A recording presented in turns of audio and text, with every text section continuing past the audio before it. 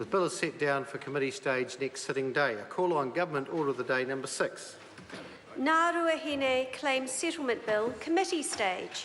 I declare the House in committee for consideration of the Ngāruahine Claims Settlement Bill. Mr. Speaker. Mr. Chair.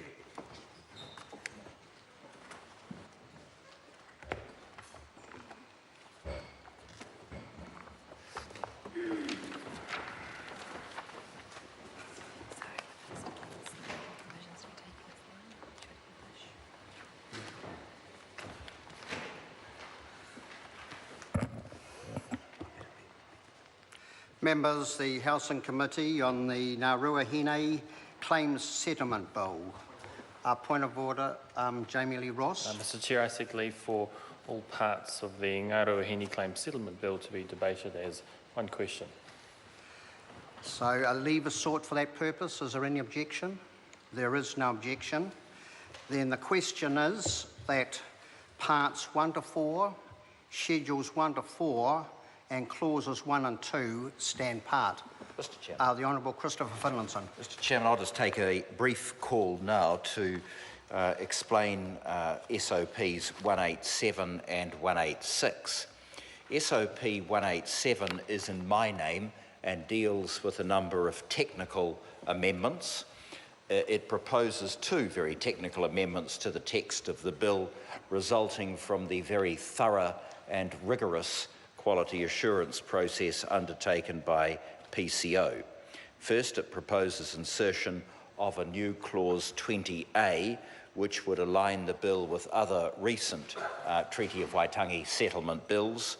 And secondly, it also proposes inclusion of a new clause 59.6, which is a standard clause in settlement bills where easements may otherwise conflict with the Reserves Act 1977.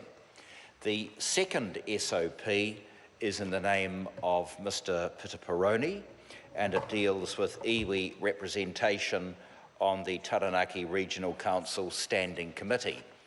And whereas my SOP was technical and excellent, I regret to say, and I say this with the greatest of respect and affection, that his SOP, I say to Mr. Dyson, is not only not excellent, but it's bonkers.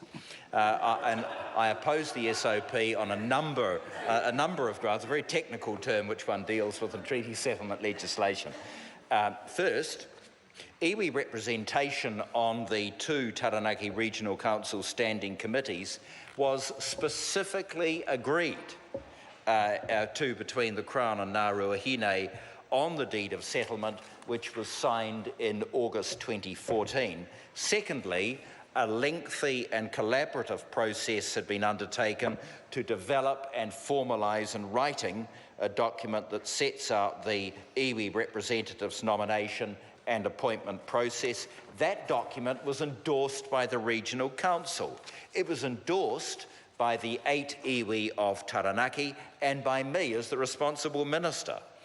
And so I contend that the agreed process is robust and appropriate.